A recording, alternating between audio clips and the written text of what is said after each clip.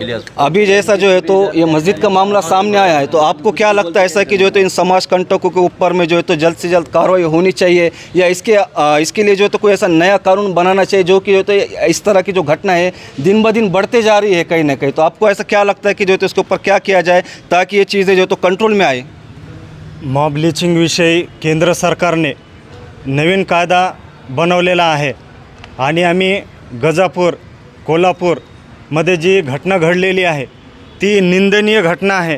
ते माणुसकीला काळीमा फासणारी आहे आणि जे कोणी आरोपी असेल, मग ते माजी खासदार असो किंवा कोणत्याही पक्षाचा पदाधिकारी असो का कोणत्याही धर्माचा जबाबदार व्यक्ती असो, त्याच्यावर शासनाने कडक शासन करावे आणि त्यांच्यावर गुन्हे दाखल करून त्यांना अटक करावे।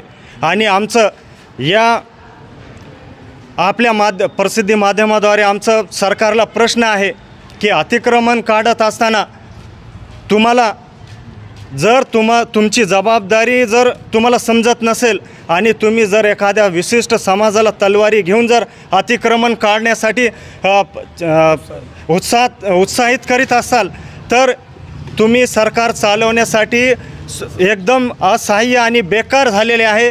तुम्ही शासनाचा सरकारचा राजीनामा द्यावा।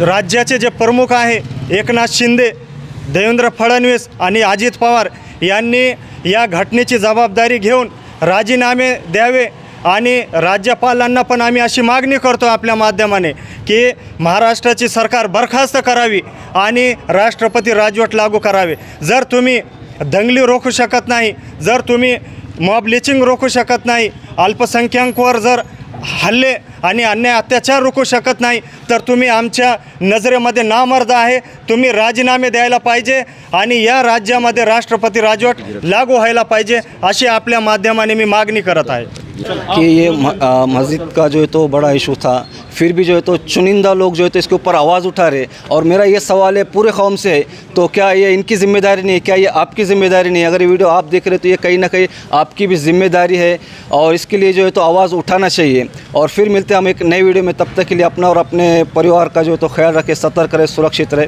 अल्लाह हाफिज़।